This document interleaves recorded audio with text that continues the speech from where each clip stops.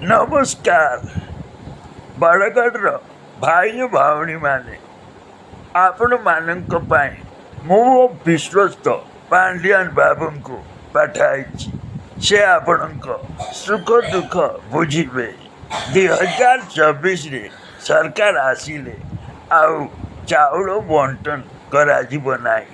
ସିଧାସଳଖ ଘରେ ଘରେ ଯାଇ ରନ୍ଧା ଖାଦ୍ୟ ସରପଞ୍ଚ ବଣ୍ଟନ କରିବେ।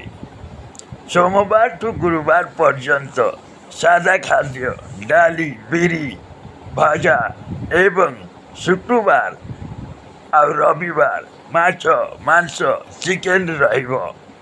ମା ମାଉସୀମାନଙ୍କ ପାଇଁ ଲୁଗାପଟା ମାଗଣାରେ ଦିଆଯିବ। ଆଉ ବୟସ୍କ ବ୍ୟକ୍ତିମାନଙ୍କ ପାଇଁ ଲୁଙ୍ଗି, ଗାମୁଛା, ଧୋତି ଏବଂ ଯୁବକ ଯୁବତୀଙ୍କ ପାଇଁ